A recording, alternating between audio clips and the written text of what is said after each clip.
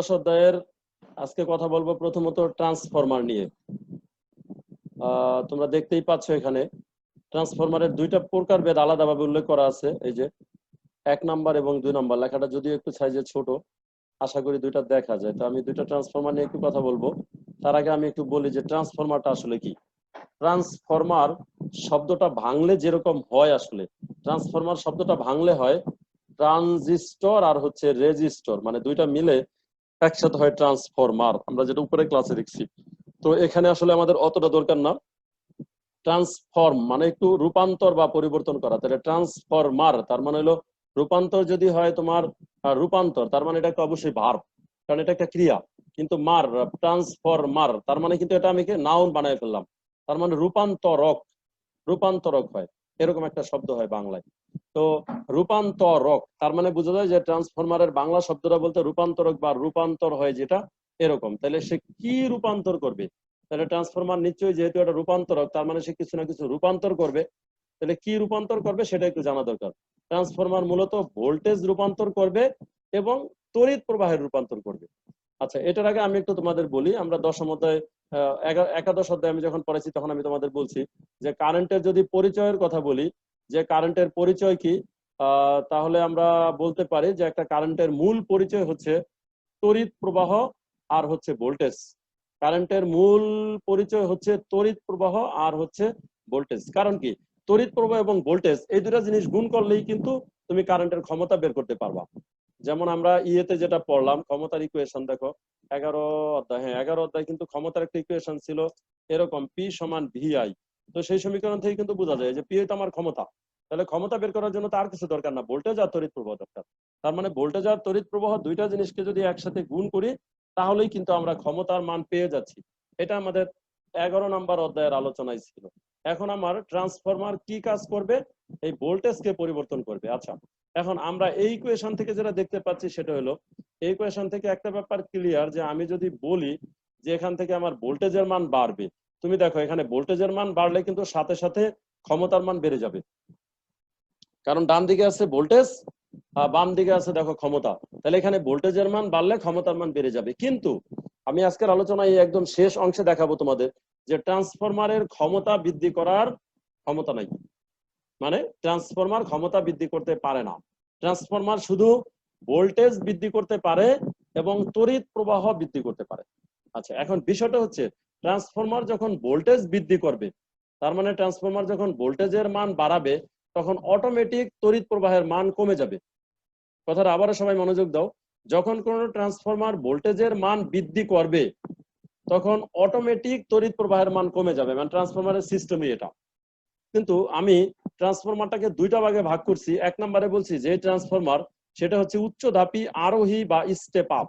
তিনটা বাংলা শব্দ, একটা উচ্চ ধাপী তার মানে বোঝা যায় সে উপরের দিকে যাইতে চায়, আরোহী তার মানে আরোহণ করে গাছে উঠতে চায়, আর স্টেপ আপ মানে স্টেপ মানে কিন্তু ওই যে পাও পাও রাখা, স্টেপ এক স্টেপ দুই স্টেপ, আপ মানে উপরে, তার মানে পা উপরে দেওয়া, তার মানে বোঝা যায় সিঁড়ি বাইয়া উঠতে চায়। তো এটা হলো ইংরেজি, তাহলে মিনিংটা সবগুলো একই দাঁড়ায়, উচ্চ ধাপী, আরোহী এবং স্টেপ আপ ট্রান্সফরমার। যা তার মানে হলো এটা উচ্চ ধাপী অর্থাৎ উপরের দিকে নিতে চায়। কিন্তু কি উপরের দিকে নিতে চায়? ভোল্টেজ। মানে ট্রান্সফরমার কিন্তু মূলত ট্রান্সফরমারের পরিচয়টা ভোল্টেজের সাথে সম্পর্কযুক্ত, তড়িৎ প্রবাহের সাথে না। তাহলে উচ্চদাপী, আরোহী বা স্টেপ আপ ট্রান্সফরমার কাকে বলে যদি এই প্রশ্ন করা হয়, এখানে লেখা আছে সেই ট্রান্সফরমারকে উচ্চদাপী, আরোহী বা স্টেপ আপ ট্রান্সফরমার বলা হয়, যে ট্রান্সফরমার ভোল্টেজের মান বৃদ্ধি করে। কিন্তু আমি আগেই বলছি ভোল্টেজের মান বৃদ্ধি করলে তড়িৎ প্রবাহের মান অটোমেটিক কমে যাবে, কারণ ক্ষমতার কোনো পরিবর্তন হবে না। এটাই হচ্ছে ট্রান্সফরমারের মূল কথা। তার মানে ভোল্টেজ যখন বৃদ্ধি করবেন তখন তড়িৎ প্রবাহের মান অটোমেটিক কমে যাবে। সুতরাং আমি ট্রান্সফরমারের সংজ্ঞাটা এভাবে দিতে পারি, যে ট্রান্সফরমার ভোল্টেজের মান বৃদ্ধি করে এবং তড়িৎ প্রবাহের মান কমিয়ে দেয় তাকে বলে উচ্চধাপী ট্রান্সফরমার। সাথে সাথে পরবর্তী যেটা সেটা হচ্ছে নিম্নধাপী, তার মানে নিচের দিকে যাওয়া, অবরোহী তার মানে অবরোহী যে অবরোহণ করা মানে নেমে আসা, স্টেপ ডাউন মানে পা রেখে দোতলা থেকে হয়তো নিচতলায় নামা, এরকম ডাউন ট্রান্সফরমার, তার মানে সে নিচের দিকে ধাবিত করবে, নামিয়ে দিবে। কাকে নামিয়ে দিবে? অবশ্যই ভোল্টেজকে, কারণ ট্রান্সফরমারের পুরো পরিচয়টা সেই ভোল্টেজের, অর্থাৎ নামকরণটা ভোল্টেজ দিয়ে হয়। কিন্তু এই নিম্নধাপী ট্রান্সফরমার কিন্তু আবার একটা জিনিসকে বাড়ায় দেয়, সেটা কি তড়িৎ প্রবাহকে কমায় দেয়। কিন্তু তড়িৎ প্রবাহ যে কমায় দেয় সে তড়িৎ প্রবাহ দিয়ে পরিচয় না, তাহলে ওটাকে নিম্নধাপী বলতাম না। যেহেতু নামে নিম্নধাপী বলছি, তাহলে অবশ্যই কাজে বুঝাই দিতে হবে যে নিচের দিকে যায়। তাহলে নিচের দিকে কে যায়? ভোল্টেজ, তড়িৎ প্রবাহ না, তড়িৎ প্রবাহ উপরের দিকে যায়। আবার যখন আমি বলবো উচ্চধাপী ট্রান্সফরমার, তার মানে অবশ্যই কাজে বুঝাইতে হবে উপরের দিকে যায়। কে উপরের দিকে যায়? ভোল্টেজ উপরের দিকে যায়। তাহলে তড়িৎ প্রবাহ উপরের দিকে যায় না। তাহলে এই হচ্ছে কথা। দেখো তাহলে একটা উচ্চতাপী একটা নিম্নতাপী ট্রান্সফরমার, তো এখানে একটু ডেফিনেশন আছে, দেখতেই বোধহয় পাচ্ছ তোমরা নিচে অলরেডি। তারপরে একটু ছোট লেখা, যেহেতু আমি একটু বলে যাচ্ছি। দেখো, যে ট্রান্সফরমার অল্প বিভবের অধিক তড়িৎ প্রবাহকে, এই যে ওই আমি যে কথাটা বলছি সেটাকে একসাথে বলা, অল্প বিভবের মানে কম বিভবের বেশি তড়িৎ প্রবাহকে বেশি বিভবের কম তড়িৎ প্রবাহে রূপান্তর করে। তার মানে হলো কম বিভবকে বেশি বিভব বানানোর সাথে সাথে বেশি তড়িৎ প্রবাহকে কম তড়িৎ প্রবাহে পরিণত করে, তাকে স্টেপ আপ ট্রান্সফরমার বলে। আবার যে ট্রান্সফরমার অধিক বিভবের অল্প তড়িৎ প্রবাহকে অল্প বিভবের অধিক তড়িৎ প্রবাহে রূপান্তর করে, তাকে নিম্নদাপী বা আরোহী বা স্টেপ ডাউন ট্রান্সফরমার বলে। তাহলে আমি আবারও বলছি, আমরা কিন্তু ট্রান্সফরমারের পরিচয়টা কিন্তু দিয়ে দিব, ভোল্টেজ দিয়ে পরিচয় দিব, কিন্তু নাহলে আমি স্টেপ আপ স্টেপ ডাউন বুঝবো না। এটা ইংরেজি শব্দ, যদিও উচ্চতাপী নিম্নতাপী বুঝবো না। আমি বললাম যে ট্রান্সফরমার কিন্তু দুইটাকেই পরিবর্তন করে, ভোল্টেজও পরিবর্তন করে, তড়িৎ প্রবাহ পরিবর্তন করে। বাট আমি তার নামকরণটা কিন্তু দুইটা দিয়ে করবো না, আমি তার নামকরণ করব ভোল্টেজ দিয়ে। অর্থাৎ ভোল্টেজ বাড়ে মানে ওই ট্রান্সফরমারকে আমি বলবো উচ্চতাপী ট্রান্সফরমার, ভোল্টেজ কমে তো আমি বলবো এই ট্রান্সফরমারকে নিম্নতাপী। কিন্তু সাথে সাথে তড়িৎ প্রবাহের মানের ক্ষেত্রে উল্টা ঘটনা ঘটবে, সেটা আমি আগেই বলে দিলাম। তো যাই হোক, এতটুকু হলো আলোচনা। এবার একটু নিচে দিকে আমরা যাচ্ছি। দেখো, আচ্ছা, এখন একটা চিত্র, আমি একটু চিত্রের সাথে সাথে পরের অংশটা একটা ট্রান্সফরমারের গঠন নিয়ে একটু কথা বলবো, যে একটা ট্রান্সফরমার আসলে গঠনটা কিভাবে হয়।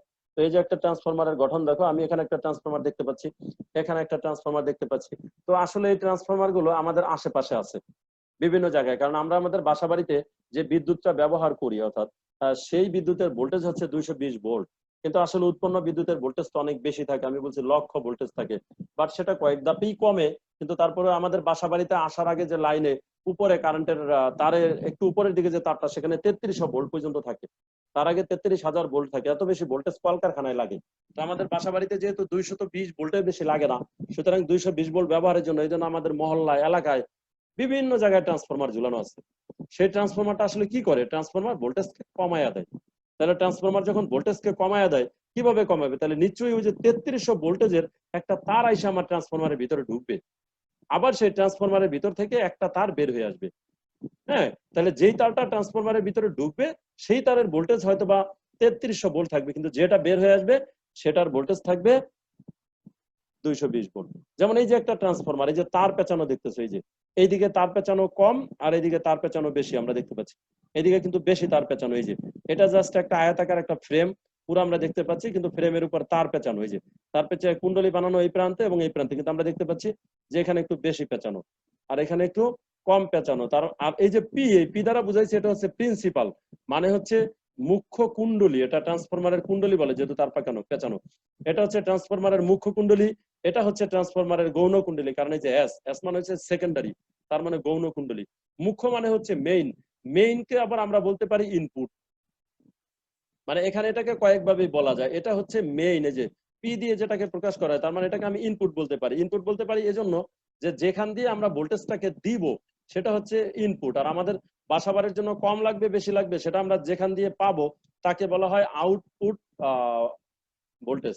তাহলে এটা হচ্ছে এমন একটা ট্রান্সফরমার, এই ট্রান্সফরমারের নামটা হচ্ছে, এটা হচ্ছে উচ্চ দাপী ট্রান্সফরমার। প্রথমটা, এটা কেন উচ্চ দাপী ট্রান্সফরমার, এটা পাক সংখ্যা থেকে বুঝতে পারবো। যেহেতু এই প্রান্তে পাক সংখ্যা আমরা কম দেখতে পাচ্ছি, সুতরাং এই প্রান্ত থেকে এই প্রান্তে আসলে দেখতেই পাচ্ছি এখানে পাক সংখ্যা কম, এখানে পাক সংখ্যা বেশি। তার মানে এখানে কম পরিমাণ ভোল্টেজ দিলে এখানে বেশি পরিমাণ ভোল্টেজ পাওয়া যাবে। আমি আবারও বলছি, এখানে কম পরিমাণ ভোল্টেজ দিলে এখানে বেশি পরিমাণ, এই পাক সংখ্যাটাই হচ্ছে মেইন। সুতরাং এইটার নাম হচ্ছে উচ্চ দাপী ট্রান্সফরমার, এটা হচ্ছে প্রিন্সিপাল। আর এই যে পাশে আমরা আরেকটা দেখতে পাচ্ছি, সেটাও কিন্তু এটা পি, এইদিকেও কিন্তু পি, তার মানে এটা হচ্ছে প্রিন্সিপাল, মানে হচ্ছে মুখ্য কুণ্ডলী। এই মুখ্য কুণ্ডলীটাকে আমি ইনপুট বলতে পারি, কারণ এখানে আমরা মেইন লাইন থেকে দিব আর এখানে পাবো। তাহলে এখানে পাক সংখ্যা বেশি, আর এই প্রান্তে আমরা দেখতেছি যে পাক সংখ্যা অনেক কম। তাহলে এই প্রান্তে যেহেতু পাক সংখ্যা কম, তার মানে এখানে বেশি ভোল্টেজ দিলে এখানে কম পরিমাণ ভোল্টেজ পাওয়া যাবে। তার মানে এটা হচ্ছে নিম্ন দাপী ট্রান্সফরমার, কারণ এখানে যে বেশি পরিমাণ ভোল্টেজ দিবে এখানে কম পরিমাণ ভোল্টেজ পাওয়া যাবে। তার মানে এক প্রান্তে ভোল্টেজ দিব আর এক প্রান্তে ভোল্টেজ পাবো। হ্যাঁ, যে প্রান্তে ভোল্টেজ দিব তাকে বলা হয় মুখ্য কুণ্ডলী বা ইনপুট। এখন এই কথা কখনো বলা যাবে না যে মুখ্য কুণ্ডলীর ভোল্টেজ বেশি হবে না গৌণ কুণ্ডলীর ভোল্টেজ বেশি হবে, এইটা বলা যাবে না। ওই যে সেই ইয়ের মতো, যে তোমার প্রতিসরণাঙ্কের মতো, মানে কোন মাধ্যমে যে কোনটা থাকবে, কোন মাধ্যমে আপাতন কোণ, কোন মাধ্যমে প্রতিসরণ কোণ, সেটা এমনি এমনি বলা যাবে না। সেটা যেমন বলা যাবে যে কার সাপেক্ষে কার প্রতিসরণাঙ্ক বের করতে চায় তার উপর ডিপেন্ড করবে, ঠিক তেমনি ভাবে এখানেও কিন্তু বলা যাবে না ইনপুট বড় না আউটপুট বড়, তার মানে আগে নাম বলতে হবে। যেহেতু এটা নিম্নধাপী ট্রান্সফরমার, তার মানে এখানের চাইতে এখানে ভোল্টেজ বেশি, তাহলে এইটা আউটপুট, এটা ইনপুটে কম দিছি, তার মানে এখানে কম দিয়ে বেশি পাইছি, বাট এখানে বেশি পরিমাণ ভোল্টেজ দিয়ে এখানে কম পরিমাণ ভোল্টেজ পাইছি। তাহলে বিতর্কত কিন্তু আরেকটা ঘটনা এখানে ঘটে গেছে, সেটা কি, যেহেতু এখানে কম পরিমাণ ভোল্টেজ দিয়ে এখানে বেশি পরিমাণ ভোল্টেজ পাইছি, তাহলে নিশ্চিত এখানে তড়িৎ প্রবাহটা বেশি ছিল, এখানে তড়িৎ প্রবাহ কম পাওয়া গেছে। আবার এখানে যেহেতু বেশি পরিমাণ ভোল্টেজ দিয়ে এখানে কম পরিমাণ ভোল্টেজ পাইছি, তাহলে নিশ্চিত এখানে ভোল্টেজ বেশি থাকলে তড়িৎ প্রবাহ কম ছিল, এই প্রান্তে গিয়ে আমরা তড়িৎ প্রবাহের মানটা বেশি পেয়ে গেছি। কারণ তড়িৎ প্রবাহের কথাটা তো আমি আগেই বলে রাখছি যে তড়িৎ প্রবাহের বিষয়টা একটু লুকায়িত থাকে, বা যেটা ওইটা দিয়ে আসলে পরিচিতি পায় না। তাহলে এটা হচ্ছে আমাদের ট্রান্সফরমারের মূল কথা। ট্রান্সফরমারের মূল কথা আবারও বলি, এটা আসলে পাক সংখ্যার উপর এই জন্য ডিপেন্ড করে। আমি হয়তোবা তোমাদের মোটরে গেলে আবার কিছুটা আলোচনা করতে পারবো, যে মোটরে যে কয়েল বা তার পেঁচানো থাকে আমরা পেছনেও দেখছি, যেমন আমি ওই যে তোমাদের সলিনয়েডের কথা বলছিলাম, সেই সলিনয়েডের কোয়ালিটি তখনই সবচাইতে বেশি ভালো হবে যখন এই কয়েল বা তারটা বেশি পরিমাণ পেঁচানো থাকবে। যেমন আমরা জানি বিভিন্ন কোম্পানির ফ্যান থাকে, একটা বিআরবি কেবলের ফ্যান হয়তো বা, আবার একটা আরএফএল এর ভীষণ আছে, আবার নর্মাল ফ্যানও আছে। তো আসলে একটার দাম বেশি একটার দাম কম, মূল ঘটনাটা কিন্তু ওইটা যে ওই যে তারের কোয়ালিটি, অর্থাৎ তার পেঁচানোর পরিমাণ কিন্তু যেগুলো একটু বেশি দামি সেগুলোতে বেশি থাকে, তাহলে তারটাই হচ্ছে বেশি, অর্থাৎ ওইটাই মূলত। তো তাহলে এটা হচ্ছে আমার উচ্চ ধাপি, নিম্ন ধাপি, হ্যাঁ এখানে হচ্ছে বেশি পরিমাণ দিব, আহ, কম ভোল্টেজ আছে, এখানে কম পরিমাণ দিব বেশি পরিমাণ পাবো, তার মানে এটা উচ্চ ধাপি ট্রান্সফরমার, এটা হচ্ছে নিম্ন ধাপি ট্রান্সফরমার। একটু এখানে একটু জাস্ট, এতক্ষণ তো আমি মুখে বললাম, এবার তোমরা লেখাটা একটু দেখো। এই যে একটি কাঁচা আয়াতাকার মজ্জা, আসলে একটা শব্দ মজ্জা বা কোর, কোর আসলে ওই যে জাস্ট শুধু এই তারটাকে পেঁচানোর আগে যে লোহার টুকরাটা, কোর তো আসলে মানে আয়তাকার একটা বস্তু আর কি, একত্র করলে ওটাকে কোর, মজ্জা বা কোর বলে, আয়তাকার মজ্জা বা কোর। বিপরীত বাহুতে অন্তরিত তার পেঁচিয়ে, নিশ্চয়ই বুঝতে পারছো, যদি তুমি এই প্রান্তে তার পেঁচাও তাহলে সাথে সাথে এই প্রান্তে তার পেঁচাতে হবে, বিপরীত প্রান্তে এই দুটা বাদ থাকবে। আবার যদি এই প্রান্তে তার পেঁচাই তাহলে আবার উপরে আর নিচে তার পেঁচাতে হবে। বিষয়টা হয়তোবা বুঝতে পারছো কিনা, মানে যে কোনো দুইটা প্রান্তে আর কি আমাদের তার পেঁচানোর কাজটা করতে হবে, উপরে আর হচ্ছে নিচে। যেমন এই যে এটাকে আমি বাদ রাখছি আর এটাকে বাদ রাখছি, এখানেও কিন্তু এটা বাদ রাখছি এবং এটা বাদ রাখছি, এগুলো তো আমরা তার পেঁচাই নি, এই দুই প্রান্তে তার পেঁচেছি, তার মানে তার এইটা বিপরীত প্রান্তে, এই যে তার পেঁচিয়ে বিপরীত বাহুতে অন্তরিত তার পেঁচিয়ে ট্রান্সফরমার তৈরি করা হয়। চিত্র 22-এর এটাই চিত্র। কোরের যে বাহু কুণ্ডলিতে পরিবর্তী প্রবাহ বা বিভব প্রয়োগ করা হয় তাকে মুখ্য কুণ্ডলী, তার মানে যে জায়গায় আমরা ভোল্টেজ বা বিভব প্রয়োগ করব, যে জায়গায় দিব তাকে মুখ্য কুণ্ডলী বলে। আমরা অবশ্যই প্রিন্সিপালে দিব ইনপুট, সেটা কম বেশি দুটাই হতে পারে, তাকে মুখ্য কুণ্ডলী বলে। তার মানে আমার এখানে ইনপুট হচ্ছে মুখ্য কুণ্ডলী, মনে রাখতে হবে সবসময় ইনপুট হচ্ছে মুখ্য কুণ্ডলী, এটা হলো কথা। বেশি কম ভোল্টেজ এটাও হতে পারে এটাও হতে পারে, সেটা ট্রান্সফরমারের নামের উপর নির্ভর করবে, কিন্তু মুখ্য কুণ্ডলী মানেই হচ্ছে ইনপুট, যাকে পি, পি মানে হচ্ছে প্রিন্সিপাল, এর জন্য মুখ্য কুণ্ডলী। আর যে কুণ্ডলীতে পরিবর্তী ভোল্টেজ আবিষ্ট হয়, এখান থেকে এই প্রান্তে কিন্তু আবার ভোল্টেজটা আবিষ্ট হয়, যে মাঝে কোনো ই থাকে না, অর্থাৎ আবেশ প্রক্রিয়ায় ঘটনাটা ঘটে, এই জন্য এটাকে বলে, যে কুণ্ডলীতে পরিবর্তী বিভব আবিষ্ট হয় তাকে বলে গৌণ কুণ্ডলী। তার মানে এটাই ভোল্টেজ প্রয়োগ করার কারণে ওখানে ভোল্টেজটা সৃষ্টি হয়, ওটা হচ্ছে আবিষ্ট ভোল্টেজ, অর্থাৎ যেই প্রান্তে আবিষ্টের ঘটনাটা ঘটবে, আবিষ্ট মানে আবেশ প্রক্রিয়ায় সৃষ্ট হবে যেই প্রান্তে, সেটা হচ্ছে গৌণ কুণ্ডলী। তাহলে এটা মুখ্য এটা গৌণ, এটা মুখ্য এটা গৌণ, এটা কনফার্ম, কিন্তু কে বেশি কে কম সেটা বলা যাবে না। এই যে উচ্চতাপী ট্রান্সফরমারের মুখ্য কুণ্ডলীর চেয়ে গৌণ কুণ্ডলীর পাক সংখ্যা বেশি থাকে, তো উচ্চতাপী, এই যে উচ্চতাপী ট্রান্সফরমারের মুখ্য কুণ্ডলীর চেয়ে গৌণ কুণ্ডলীর এই যে গৌণটার পাক সংখ্যা বেশি। তো আমি শুরুতে একটা কথা বলছি যে আসলে পাক সংখ্যাটাই মিল, যে প্রান্তে পাক সংখ্যা বেশি সেই প্রান্তে ভোল্টেজটা বেশি পাওয়া যাবে। যদি আমি আরেক প্রান্তের পাকটা কমায় দেই, সেটার কোয়ালিটি, অর্থাৎ সেখানে ভোল্টেজের পরিমাণ কম থাকবে, তাহলে এখানে ভোল্টেজ থাকবে কম, এখানে ভোল্টেজ থাকবে বেশি, যেটা উচ্চতাপী ট্রান্সফরমারের জন্য বলা। আবার নিম্নতাপী ট্রান্সফরমারের ক্ষেত্রে উল্টা, এটা মুখ্য কুণ্ডলীর চেয়ে গৌণ কুণ্ডলীতে পাক সংখ্যা কম থাকে, যেখানে আবার পাক সংখ্যা বেশি, এখানে হচ্ছে পাক সংখ্যা কম। তাহলে এই হচ্ছে মোটামুটি আমাদের ট্রান্সফরমারের গঠনগত যে বৈশিষ্ট্যটা সেটা। এখন আমি এই দুইটা ট্রান্সফরমারের, অর্থাৎ তাহলে আমি বুঝে নিলাম যেটা হচ্ছে মুখ্য কুণ্ডলী, এটা মুখ্য কুণ্ডলী, এটা গৌণ কুণ্ডলী, এটা গৌণ কুণ্ডলী। এখন অলরেডি আমি এখানে বেশ কিছু তথ্য বলছি মুখ্য এবং গৌণ কুণ্ডলীর মধ্যে, তো আমরা সেই মুখ্য এবং গৌণ কুণ্ডলীর সম্পর্কে এখন কিছু তথ্য আরো কিছু তথ্য যুক্ত করতে চাই। এই মুখ্য কুণ্ডলীর এবং গৌণ কুণ্ডলীর কি কি আছে, তাইলে আমার এতক্ষণের আলোচনায় কিন্তু মুখ্য কুণ্ডলী আর গৌণ কুণ্ডলীর তিনটা পরিচয় চলে আসছে। যেমন আমার মুখ্য কুণ্ডলীর 1 নম্বরে আছে মুখ্য কুণ্ডলীর ভোল্টেজ, তো এটা নিয়ে আমি একটু কথা বলে রাখি তোমাদের। দেখো আমি কিন্তু মুখ্য কুণ্ডলীর ভোল্টেজকে এখন ইপি লিখবো, এটা একটু ছোট হবে আর কি। মুখ্য কুণ্ডলীর ভোল্টেজকে আমি ইপি লিখছি, কথা খেয়াল করো সবাই। এখানে একটু প্রবলেম হচ্ছে, এই ট্রান্সফরমারের ক্ষেত্রে ভোল্টেজকে ই দ্বারা প্রকাশ করে, তবে তোমাদের বর্তমান যে বইটা আছে সেখানে কিন্তু ভি লেখা হয়েছে, এটা আসলে ভি লেখা উচিত ছিল, কিন্তু আমরা জানি যে ভোল্টেজ আবার তড়িৎচালক শক্তিকে ই দ্বারা প্রকাশ করে, কিন্তু ট্রান্সফরমারের ক্ষেত্রে ই লিখলে সেটা আমরা ভোল্টেজ ধরে নিব। হ্যাঁ, আবার তড়িৎচালক শক্তি লেখার ক্ষেত্রে তড়িৎচালক শক্তিও থাকে, আবার তড়িৎচালক শক্তি আর বিভব সমান হয় সেটা আমরা জানি। অর্থাৎ অভ্যন্তরীণ রোধ যদি না থাকে তাহলে তো আবার দুইটা সমান হয়ে যায়। কিন্তু এখানে ভাষাগত এটাকে আমরা তড়িৎচালক শক্তিও বলতে পারি বা বিভবও বলতে পারি, লিখবই, কিন্তু আসলে ই দ্বারা মূলত তড়িৎচালক শক্তিকে প্রকাশ করে। কিন্তু যখন একটা অঙ্ক দিব তখন কিন্তু দেখবে লেখা ভোল্টেজ, বাট ই লিখতে হবে, তাহলে এটা মুখ্য কুণ্ডলীর ভোল্টেজ। সাথে সাথে আমি যেহেতু মুখ্য কুণ্ডলীর কথা বলছি, সুতরাং অবশ্যই মুখ্য কুণ্ডলীর একটা তড়িৎ প্রবাহ আছে, তাহলে মুখ্য কুণ্ডলীর জন্য আমি তড়িৎ প্রবাহ লিখবো। যেহেতু তড়িৎ প্রবাহ হবে আই, আর মুখ্যর জন্য হবে পি, তার মানে আমার মুখ্য কুণ্ডলীর তড়িৎ প্রবাহ হচ্ছে আই পি।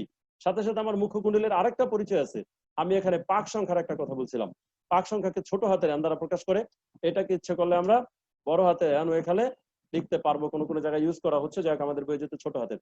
তাহলে আমি মুখ্য কুণ্ডলীর ক্ষেত্রে তিনটা অক্ষর লিখছি, আশা করি সবাই বুঝে গেছে তিনটা অক্ষর কি কি। একটা হচ্ছে মুখ্য কুণ্ডলীর পাক সংখ্যা এনপি, একটা হচ্ছে মুখ্য কুণ্ডলীর ভোল্টেজ ইপি, একটা হচ্ছে মুখ্য কুণ্ডলীর তড়িৎ প্রবাহ আইপি। এখন যেহেতু এই তিনটা তথ্য আমি মুখ্য কুণ্ডলীর ক্ষেত্রে বলছি, এখন আমি ইচ্ছা করলে গৌণ কুণ্ডলীর ক্ষেত্রেও কিন্তু এই তিনটা তথ্য বলতে পারবো। যদি গৌণ কুণ্ডলীর ভোল্টেজ বলি তাহলে আমাকে বলতে হবে ইএস, মানে ভোল্টেজ ই, গৌণ কুণ্ডলীর জন্য এস। এরপর যদি আমি গৌণ কুণ্ডলীর তড়িৎ প্রবাহ বলি তাহলে আই এর সাথে আমাকে ছোট্ট করে বলতে হবে একটা এস। তারপর যদি আমি গৌণ কুণ্ডলীর পাক সংখ্যার কথা বলি তাহলে আমার এন এর সাথে বলতে হবে পি। তার মানে আমি মুখ্য কুণ্ডলীর তিনটা তথ্য দিছি, গৌণ কুণ্ডলীর তিনটা তথ্য দিছি, আমি এটা উচ্চ দাপি ট্রান্সফরমারের ক্ষেত্রে দিছি। তাহলে এই নিম্ন দাপি ট্রান্সফরমারের ক্ষেত্রে কিন্তু এই সবগুলো তথ্য দেয়া যায়। এবার আমরা একটু পরিচিতি বা সম্পর্কের মধ্যে যাই, যে আসলে এই উচ্চ দাপি এবং নিম্ন দাপি ট্রান্সফরমারের যে কোনো একটা, প্রথমটার কথাই বলি, যে এই উচ্চ দাপি ট্রান্সফরমারের ক্ষেত্রে মুখ্য আর গৌণ কুণ্ডলীর এদের মধ্যে সম্পর্ক কি। সহজ কথায় আমি বলে দিছি যে উচ্চ দাপি ট্রান্সফরমারের ক্ষেত্রে মুখ্য কুণ্ডলীর চাইতে গৌণ কুণ্ডলীর পাক সংখ্যা বেশি, সুতরাং এখানে আমি বলতে পারি NP is greater than NS. মানে এই যে আমি এখন যে ট্রান্সফরমারটা আছি, এই ট্রান্সফরমারের জন্য যদি আমি বলি NP is greater than NS, একদম সহজ ব্যাপার, NP is greater than NS, এটা উচ্চ দাপি ট্রান্সফরমারের জন্য। তাহলে এটা উচ্চ দাপি ট্রান্সফরমারের একটা পরিচয় হয়ে গেল। সাথে সাথে আমি আরেকটা কথা বলে দিতে পারি, যেহেতু এটা উচ্চ দাপি ট্রান্সফরমার, আচ্ছা এখানে একটু উল্টা হয়েছে বলা, তো আমি একটু ঠিক করে দিচ্ছি, সমস্যা নেই। এই তথ্যটা, অর্থাৎ এনপি বড় এনপি না, বড় হচ্ছে এনএস, মানে গৌণ কুণ্ডলীর ভোল্টেজটা হচ্ছে এখানে বেশি। তো সেক্ষেত্রে আমরা যদি আবার আগের মতো আমি এনপিটাকে আগে বলি, তাহলে আমার বলতে হবে NP is less than NS. তার মানে এনএস অর্থাৎ গৌণ কুণ্ডলীর পাক সংখ্যা হচ্ছে বেশি। যেহেতু গৌণ কুণ্ডলীর পাক সংখ্যা বেশি, সুতরাং একইভাবে আমি যদি এখন এখানে বলি যে ভোল্টেজের ক্ষেত্রে যেমন ইপি মানে মুখ্য কুণ্ডলীর ভোল্টেজ, অবশ্যই মুখ্য কুণ্ডলীর ভোল্টেজ আর যদি গৌণ কুণ্ডলীর ভোল্টেজ দুটার কথা আমি এখানে বলি, তাহলে আমার এই ভোল্টেজের ক্ষেত্রে একই হবে, মুখ্য কুণ্ডলীর ভোল্টেজের চাইতে হবে আমার গৌণ কুণ্ডলীর, অর্থাৎ হ্যাঁ এই যে অর্থাৎ ইএস, তার মানে গৌণ কুণ্ডলীর ভোল্টেজটা বেশি হলো। তো এখন পাক সংখ্যা আর ভোল্টেজ কিন্তু পরস্পর সমানুপাতিক, কারণ মুখ্য কুণ্ডলীর ভোল্টেজ বেশি মানে পাক সংখ্যা বেশি। তাহলে কিন্তু তড়িৎ প্রবাহের ক্ষেত্রে উল্টা ঘটনা, আমি যদি এই ট্রান্সফরমারের ক্ষেত্রে পরিচয়টা বলি তড়িৎ প্রবাহ দিয়ে, তাহলে কিন্তু আমার আবার আসবে, আমার কিন্তু বলতে হবে যেহেতু এটার এই প্রান্তে ভোল্টেজের পরিমাণ ছিল কম, যেহেতু মুখ্য কুণ্ডলীর পাক সংখ্যা কম ছিল, তার মানে ভোল্টেজ বেশি ছিল, অবশ্যই তড়িৎ প্রবাহের মান বেশি ছিল। তাহলে এই ক্ষেত্রে আমার বলতে হবে IP is greater than is. তাহলে আমি কিন্তু এই ট্রান্সফরমারের জন্য তিনটা পরিচয় এখানে পেয়ে গেছি, এটা আমার কাজে লাগবে। এটা আমি কোন ট্রান্সফরমারের জন্য পাইছি, অবশ্যই স্টেপ আপ বা উচ্চ ধাপি বা আরোহী ট্রান্সফরমারের জন্য তিনটা ইকুয়েশন বলছি, IP is greater than IS, EP is less than ES, NP is less than NS.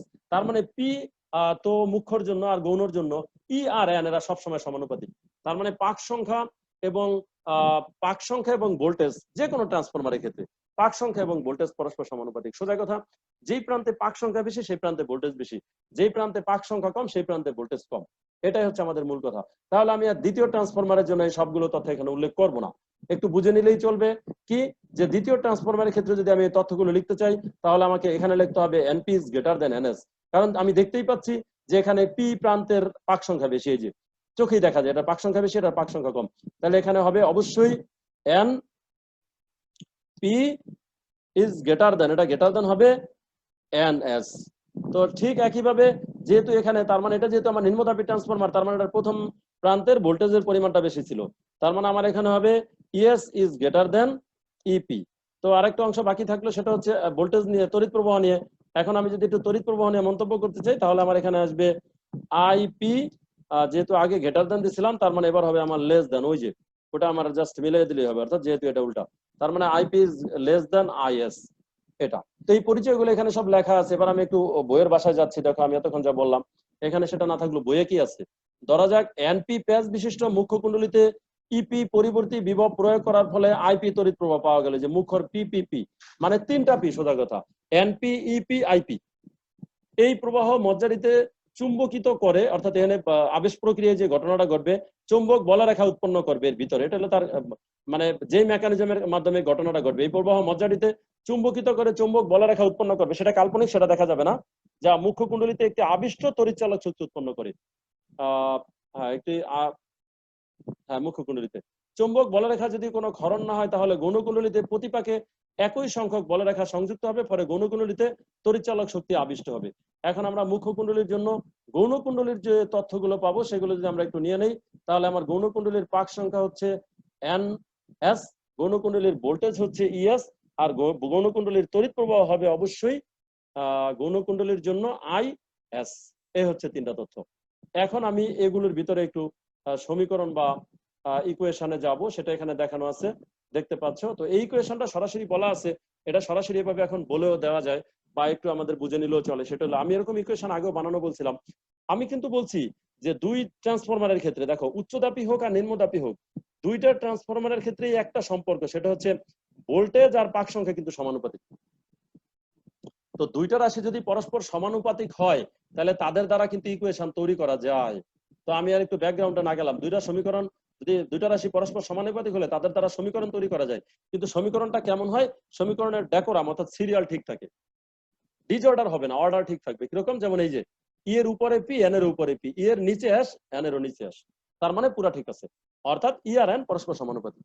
যদি ব্যস্তানুপাতিক হয় তাহলে তুমি সমীকরণ বানাইতে পারবা, তখন ই এর সাথে যদি উপরে পি দাও তাহলে এন এর সাথে উপরে এস দিতে হবে। এই হচ্ছে কথা। সুতরাং এটা দিয়ে সমীকরণ নিজের মতো তৈরি করা যায়।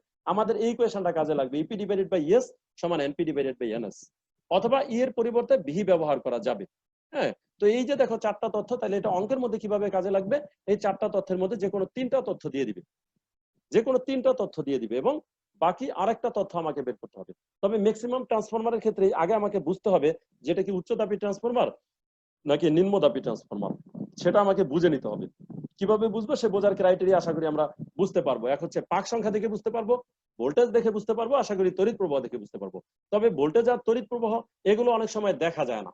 হ্যাঁ, মেন বুঝতে হবে পাক সংখ্যা, কারণ ট্রান্সফরমার যে একে দিবে চিত্রের মধ্যে পাক সংখ্যা তুমি দেখলে চোখে তাকাই বলতে পারবা কম না বেশি। এই যে আমি যে কথাটা আগে বলছি সেটা এখানে লেখা, অর্থাৎ কুণ্ডলীর তড়িৎচালক শক্তি হচ্ছে পাক সংখ্যার সাথে সমানুপাতিক।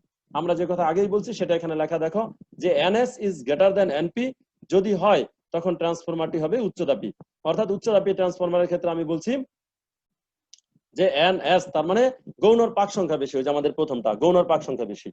আর যদি ঠিক উল্টা হয়, যখন আমরা দেখি যে মুখ্যর পাক সংখ্যা বেশি হয়ে গেছে, তখন আমরা বলে দিব সেটা হচ্ছে নিম্নদাপী ট্রান্সফরমার। এটা আমরা ট্রান্সফরমারের পরিচয় প্রথমে বলছি। আর ট্রান্সফরমার কিন্তু কোনো ক্ষমতার অপচয় করে না, যা আছে তাই থাকে। সেটা আমরা একটু এখন যাব। তো যেহেতু আমি আগেই বলে ফেলছি যে ট্রান্সফরমারের মুখ্য কুণ্ডলীর ক্ষেত্রে ক্ষমতা যত, গৌণ কুণ্ডলীর ক্ষেত্রে ক্ষমতা এক সমান হবে। সুতরাং আর কিছু যাই হোক, এখন ক্ষমতার ইকুয়েশনটা আমি একটু এখানে দেখাতে চাই তোমাদের। ক্ষমতা সমান আমরা এখানে খুব পরিবর্তন হবে। ক্ষমতা আমি আসলে আগের চ্যাপ্টারে যেটা পড়ছি, ক্ষমতা সমান আমার ছিল পি সমান VI, কিন্তু এখানে আমাকে লিখতে হবে পি সমান EI।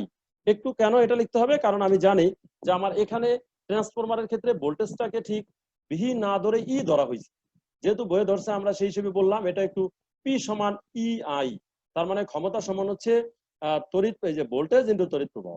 তাহলে মুখ্যর আর গৌণর যেহেতু সমান, তাহলে মুখ্যর জন্য ক্ষমতা কত? মুখ্যর এই যে মুখ্যর EI, এই যে EPIP, অর্থাৎ মুখ্যর এই যে লেখা আছে যে মুখ্যর ভোল্টেজ ইন্টু মুখ্যর তড়িৎ প্রবাহ সমান কিন্তু মুখ্যর ক্ষমতা সমান গৌণর ভোল্টেজ ইন্টু গৌণর তড়িৎ প্রবাহ, তার মানে গৌণর ক্ষমতা। ওই যে ক্ষমতার কোনো পরিবর্তন হবে না যে কথা বলা হয়েছে, সেজন্য মুখ্যর ভোল্টেজ ইন্টু মুখ্যর তড়িৎ প্রবাহ সমান গৌণর ভোল্টেজ ইন্টু গৌণর তড়িৎ প্রবাহ। তার মানে এই যে মুখ্যর ক্ষমতা অর্থাৎ সমান হচ্ছে গৌণর ক্ষমতা। আমরা পাশে যেটা দেখতে পাচ্ছি এই যে ইপি ইন্টু আইপি সমান ইএস ইন্টু আইএস। এই যে কারণ এই লাইন থেকে আমরা পরবর্তীতে আরেকটা লাইন পেয়ে যাচ্ছি খুব সহজেই। এই যে এইটা আবার আমাদের মাঝে এইটা আবার আমাদের অঙ্ক করতে লাগবে। সেটা হলো এই ইকুয়েশন থেকে আমি যদি এখন ইপি রেখে, তাহলে এটা এই ইপি আর ইএস যদি নিচে নিয়ে আসে, তাহলে যে আইএস আর আইপি। আমি আগেই বলছিলাম যেহেতু ই এর সাথে এন এর সম্পর্ক বানাইছি, আমি খুব ভালোভাবেই জানি যে ই হচ্ছে ভোল্টেজ আর এন হচ্ছে পাক সংখ্যা। পাক সংখ্যা আর ভোল্টেজ হচ্ছে পরস্পর সমানুপাতিক, কারণ যেই প্রান্তের পাক সংখ্যা বেশি সেই প্রান্তে ভোল্টেজ বেশি। কিন্তু তড়িৎ প্রবাহের সাথে পাক সংখ্যা কিন্তু ভোল্টেজ, তড়িৎ প্রবাহ আর ভোল্টেজ কিন্তু ব্যস্তানুপাতিক। তাহলে যেহেতু ব্যস্তানুপাতিক, তাহলে যে উপরে কিন্তু এর সাথে পি, আর এখানে কিন্তু আয়ের সাথে পি কিন্তু উপরে নাই, আয়ের সাথে চলে আসছে আমার এস উপরে। এই যে এই প্রান্তে পি উপরে আর এই প্রান্তে এস উপরে, তার মানে ব্যস্তানুপাতিক সম্পর্ক বোঝা যাচ্ছে। তো এখন আরেকটা বিষয় কিন্তু বাকি আছে, তৃতীয় সমীকরণ, যেটা আমাদের বইয়ে নাই, সেটা আমি একটু বলে দিব, তোমরা একটু এখান থেকে বুঝে নিবা। এই দুইটা ইকুয়েশনের বাইরে আরেকটা তৃতীয় সমীকরণ আছে। তৃতীয় সমীকরণটা নিজেদের তৈরি করে নিতে হয়। তৃতীয় সমীকরণটা হচ্ছে এরকম, যেহেতু এই সমীকরণে দেখতে পাচ্ছি ইপি বাই ইএস সমান এনপি বাই এনএস, আর এখানে দেখতে পাচ্ছি ইপি বাই ইএস সমান আইএস বাই আইপি, সুতরাং বাম দিকটা ঠিক রেখে EP by ES, EP divided by ES, EP divided by ES, এই দুইটা জিনিস ঠিক রেখে ডান দিকের এই দুইটাকে তুমি সমান বলে দিতে পারো। যদি সমান বলে দাও তাহলে তোমার নতুন আরেকটা সমীকরণ আসবে, সেটা হচ্ছে এনপি ডিভাইডেড বাই এনএস সমান আইএস ডিভাইডেড বাই আইপি। আবারও বলছি, যদি লেফট সাইড ঠিক রেখে ইপি ডিভাইডেড বাই ইএস সমান এনপি ডিভাইডেড বাই এনএস, আর এখানে হচ্ছে ইপি ডিভাইডেড বাই ইএস সমান আইএস ডিভাইডেড বাই আইপি, সুতরাং লেফট সাইড বাদ দিয়ে right side NP divided by NS সমান আইএস বাই আইপি। তাহলে ইকুয়েশন কিন্তু মোট তিনটা। আবার বোঝার চেষ্টা করো, ইকুয়েশন এখানে দুইটা লেখা থাকলো কিন্তু আসলে মূলত দুইটা ইকুয়েশন না, তিনটা ইকুয়েশন। আমাদের অঙ্ক করতে এই তিনটা ইকুয়েশনই কাজে লাগে। আচ্ছা, তো মোটর হচ্ছে দুই প্রকার, আর মোটর কাকে বলে যদি সেই প্রশ্ন করা হয় তাহলে আমাদের বলতে হবে যে মোটর হচ্ছে এমন একটা যন্ত্র যেখানে বৈদ্যুতিক শক্তি থেকে যান্ত্রিক শক্তি পাওয়া যায়। মোটরের ভেতরে চুম্বক থাকে, আর মোটরটাকে দুই ভাগে ভাগ করা যায়, একটা হচ্ছে ডিসি মোটর, একটা এসি মোটর। তো ডিসি মূলত আসলে ডিসি কারেন্ট ব্যবহার করে, জন্য বলছে ডিসি মোটর, ডাইরেক্ট কারেন্ট। আর এসি মোটর মানে এখানে এসি কারেন্ট ব্যবহার করা হয়, অর্থাৎ অল্টারনেটিং কারেন্ট। তাহলে ডিসি হচ্ছে ডাইরেক্ট কারেন্ট আর এসি হচ্ছে অল্টারনেটিং কারেন্ট। তো নিচে একটি ডিসি মোটরের গঠন ও কার্যপ্রণালী আলোচনা করা হলো। এখানে মোটামুটি আমরা একটা ডিসি মোটর নিয়ে কথা বলবো, এসি মোটর না। এখানে যেটা বলা হয়েছে এটা ডিসি মোটর। তো ডিসি মোটরই আসলে ছিল, খুলে দেখানোর মতো আমার কাছে একদম খোলা ছিল সেই জন্য। তো দেখো ডিসি মোটরের গঠনের মধ্যে যে জিনিসগুলো বলবো, প্রথমত হচ্ছে মোটরের ভিতরে, আমি এখন মোটামুটি জাস্ট কিছু অংশ দিচ্ছি মোটর সম্বন্ধে একটা ধারণা তোমাদের নেওয়ার জন্য। ক্ষেত্র চুম্বক, তো মোটরের ভেতর এটা আসলে খুললে সরাসরি প্র্যাকটিক্যালি দেখাই যায়, মোটর খুললেই ভেতরে একটা চুম্বক আছে। আর এখানে আবার তোমাদের একটা কথা বলি, সেটা হচ্ছে এই মোটরের ভিতরে চুম্বক দেখাইলাম, কিন্তু ফ্যান খুললে চুম্বক নাই, এটার ব্যাপার কিন্তু আলাদা। ফ্যানের ভিতরে কিন্তু চুম্বক ক্ষেত্র অটোমেটিক সৃষ্টি হয়, ওই যে তোমার ইয়ের প্রক্রিয়ায়, তড়িতের কারণে ওই কয়েল দেয়, তো কয়েলে অটোমেটিক চুম্বক ক্ষেত্র সৃষ্টি হয়। বা ডিসির ক্ষেত্রে কিন্তু ওই সরাসরি তোমার ব্যবহার করা লাগে, চুম্বক ব্যবহার করা লাগে। তো ইউ আকৃতির একটি স্থায়ী বা তাড়িত চুম্বক এই যন্ত্রের ক্ষেত্র চুম্বকের কাজ করে। এই যে এখানে আছে চুম্বক, তো চুম্বক আসলে এই চিত্রের মধ্যে কেমনে বুঝবে একটু, এই যে এনআরএস আছে, তো এই যে এনআরএস, ওই এনআরএস আসলে চুম্বক আর কি। এই যে এনআরএস আসলে যে ঘোরে না পুরো জিনিসটা, সেটা যদি আমরা একটু দেখি তাহলে কিন্তু ওই ভেতরে আমরা কিন্তু দেখি যে মোটরের জাস্ট বাহিরে একটু অংশ ঘুরতেছে, কিন্তু আসলে ভিতরে কিন্তু পুরো অংশটাই একসাথে ঘুরতে থাকে। এবং ফ্যানের নিচ দিয়ে যে জাস্ট একটা অংশ দণ্ডটা আমরা বাইরে থেকে দেখি যে শুধু দণ্ডটা ঘুরে, পাখাটা ঘুরতেছে, কিন্তু এটার সাথে কিন্তু অ্যাড করা, অর্থাৎ মাঝে একটু অ্যাড করা ভিতরের, কিন্তু ভেতরের দিকে দেখি তাই যে কমুটেটর সহ যা কিছু আছে, এই কমুটেটর, আর্মেচার, পার্ট এগুলো সবই কিন্তু ভিতরে ঘুরতে থাকে। এরপরে হচ্ছে আর্মেচার। কাঁচা লোহার মজ্জার উপর অন্তরিত তামার তার পেঁচিয়ে আর্মেচার তৈরি করা হয়। কাঁচা লোহার মজ্জার উপর অন্তরিত তামার তার পেঁচিয়ে আর্মেচার তৈরি করে। আর্মেচার মূলত একটি আয়তাকার কুণ্ডলী বা কয়েল। সরল চিত্র, আচ্ছা অঙ্কনের কারণে, আচ্ছা এখানে একটু বোধহয় গ্যাপ আছে। তো তোমরা মোটামুটি কয়েল পর্যন্তই জানো, এতটুকু এইটা লেখা দরকার নেই। এটা হয়তো বাবু একটু কাটা গেছে, সরল চিত্র অঙ্কনের কারণে এটুকু বাদ, এটুকু লেখা লাগবে না, মূল কথা অতটুকুর মধ্যে আছে, আয়তাকার কুণ্ডলী বা কয়েল। তো এখন আসলে এই যে চারদিকে, এটা একটু আরোটা এইদিকে দিচ্ছে, ঠিক আছে, আসলে এটা না, এটার নাম তো রিওয়েস্টার, এটা হলো কোষ, এখানে আর্মেচার আর কিন্তু শুধু তার। আর্মেচার হলো এই যে এইটা আসলে এটা যদি প্র্যাকটিক্যালি হাতে নিয়ে দেখতাম, তাহলে এখানে কয়েকটা আয়তাকার আছে, একটা আয়তাকার, একটা আয়তাকার, একটা আয়তাকার, একটা আয়তাকার, এরকম তিনটা বা চারটা আয়তাকার অংশ থাকে, যার উপরের দিকটা কাঁচা লোহা দেওয়া, হ্যাঁ। কিন্তু ওই যে যেটা দেওয়া তার নিচেই একটা কয়েল পেঁচানো, মানে এখানে একটা তার পেঁচানো, এখানে একটা তার পেঁচানো, এখানে একটা তার পেঁচানো, তিনটা বা চারটা কুণ্ডলীর মতো তার পেঁচানো আছে এখানে ভেতরে। আমরা সরাসরি ফ্যান যদি খুলি তাহলে 14-15টা পাবো আমাদের রুমে, যে সিলিং ফ্যান এগুলো, কিন্তু এমনি নর্মাল সাধারণত মোটরে 3টা বা 4টা আছে, ছোট ছোট যে মোটরের ভিতরে তার পেঁচানো। তো আসলে এই পুরো অ্যারেঞ্জমেন্ট, ওই অংশটার নাম হচ্ছে আর্মেচার। আর কমিউটেটর হলো শক্ত তামার কতগুলো খণ্ড অক্ষের পাতের দ্বারা পরস্পর থেকে অন্তরিত করে কমিউটেটর তৈরি করে। আসলে পুরো অংশটাই কমিউটেটর, এই পুরোটা একসাথে হলো কমিউটেটর। এখানে যদি একটু লেখা আছে শুধু যে পুরোটা হচ্ছে কমিউটেটর, একটু প্রাথমিক ধারণা। আর এখানে আছে একটু ব্রাশ, এটাকে কার্বন ব্রাশও বলা হয়। এটা তো আমরা দেখতেই পাচ্ছি যে এটা তো মোটর তো আসলে এমনি এমনি চালানো যাবে না। যেমন আমি মোটর চালাইতে যাই, তো মোটর আমি কিভাবে চালাবো, আমাকে তো মোটর চালানোর জন্য তো হয় ব্যাটারির আহ, সাথে মানে এটার তো একটা কোষ তো লাগবে, শক্তি তো লাগবে, এমনি এমনি তার মোটরটা চলবে না। সেটা হয় ব্যাটারিতে কানেক্ট দিব বা কারেন্টের লাইন দিব, আর যেহেতু আমি ডিসি মোটর বলছি কারেন্টের লাইনের তো প্রশ্নই আসে না, সুতরাং এটা আমার সেই ব্যাটারি। আর এখানে একটা রিওয়েস্ট দিচ্ছি, রিওয়েস্ট মানে হলো পরিবর্তনশীল রোধ, সেটা আমরা জানি যে ব্যালেন্স করার জন্য রোধ একটু কম বা বেশি করে নেয়া আনার জন্য তড়িৎ প্রবাহের যে ব্যাপার, এটা নিয়ন্ত্রণ করার জন্য এখানে রিওয়েস্ট বা পরিবর্তনশীল রোধ ব্যবহার করা হয়। কার্বন ব্রাশ, কার্বন অথবা তামার দ্বারা ব্রাশটা তৈরি করা হয়। আর্মেচার কুণ্ডলীর দুই প্রান্তের কমুটেটরের আর্মেচার কুণ্ডলীর দুই প্রান্ত কমুটেটরের দুই পাতে সংযুক্ত থাকে, এটা এখানে আছে, প্র্যাকটিক্যালি হাতে নিলে দেখলে হয়তো বোঝা যায়। ব্রাশের মাধ্যমে কমুটেটরের সাথে বহির্বর্তনী সংযুক্ত, বহির্বর্তনীতে একটি তড়িৎচালক, বলের উৎস এবং পরিবর্তনশীল রোধ রিওয়েস্ট এগুলো যুক্ত করা আছে। তো মোটামুটি জাস্ট আমি গঠনের কথাটাই বলছি, এতটুকুই, মোটর নিয়ে বেশি কিছু বলি নাই, মোটর নিয়ে প্রশ্ন আসেও না। আর মূলত এটার যে গঠন কার্য প্রণালী তোমাদের বই দেখলে দেখবা যেগুলো আসলে কিছুই বোঝা যায় না, কিভাবে কি কাজ করে না করে, পুরোটাই তাত্ত্বিক বক্তব্য, তাত্ত্বিক স্যার আমি অনেক মানে শুধু থিওরিটিক্যালি কথা এরকম। এই যন্ত্র একদম হাতে নিলে মোটর যে কাজ করে সেটা দেখলেই বোঝা যায়। তো এই বৈদ্যুতিক মোটরে বা তড়িৎ শক্তিকে যান্ত্রিক শক্তিতে রূপান্তর করা হয়, সেটা আমরা জানি। মোটরের দ্রুত এবং ক্ষমতা বৃদ্ধির জন্য চৌম্বক ক্ষেত্রের প্রাবল্য বাড়াতে হয়। চৌম্বক ক্ষেত্রের প্রাবল্য কিভাবে বাড়াবো, মানে এখানে যে একটা চৌম্বক আমরা ব্যবহার করছি, এই মোটরটাকে আরো বেশি শক্তিশালী করতে চাই, এটা আরো বেশি পরিমাণ ঘোরাতে চাই, তাহলে এই কাজগুলো করার জন্য আমার এখানে যে চৌম্বক ক্ষেত্র আছে সেই চৌম্বক ক্ষেত্রের প্রাবল্যটা বাড়াতে হয়। চৌম্বক ক্ষেত্রের প্রাবল্য বাড়ানোর জন্য আমরা কয়েকটা কাজ করতে পারি। কারেন্ট বা তড়িৎ প্রবাহ বৃদ্ধি করি, তাহলে কারেন্ট বা তড়িৎ প্রবাহ বৃদ্ধি করার জন্য এই কোষটা চেঞ্জ করতে হবে। অর্থাৎ যদি এটা আমি কম ভোল্টেজ নিয়ে থাকি তাহলে বেশি ভোল্টেজের নিতে হবে। হ্যাঁ, আবার যদি মনে হয় যে না ভোল্টেজ বেশি নেওয়া যাবে না, কারণ হলো আমি যেমন যদি 6 ভোল্টের একটা মোটর ব্যবহার করি তাহলে তো ভোল্টেজ বাড়াইতে পারবো না। তো 6 ভোল্টের মোটরের জন্য ভোল্টেজ 6 রেখে তাহলে আমাকে 3টা বা 4টা ব্যাটারি পরস্পর যুক্ত করতে হবে। কিন্তু 3-4টা ব্যাটারি যুক্ত করতে হবে হচ্ছে সমান্তরালে যুক্ত করতে হবে। অর্থাৎ কতগুলো ব্যাটারি যদি সমান্তরালে যুক্ত করা হয় তাহলে ভোল্টেজ যা আছে তাই থাকে, মাঝখান থেকে তড়িৎ প্রবাহ বেড়ে শক্তিশালী হয়, এরকম। সাধারণত এটাই হবে। আমি অনেকগুলো কোষ ব্যবহার করতে পারবো, ঠিক আছে, একাধিক শক্তিশালী করার জন্য, কিন্তু শ্রেণীতে দিতে পারবো না। শ্রেণীতে দিলে ভোল্টেজ বেড়ে যাবে। আর প্রত্যেকটা মোটর, এই দোকানে আমরা ছোট মোটর গুলো যখন বলি এটা 6 ভোল্টের মোটর না 12 ভোল্টের মোটর, এরকম মানে ভোল্টেজটা নির্দিষ্ট। আর্মেচারের পাক সংখ্যা বৃদ্ধি করে।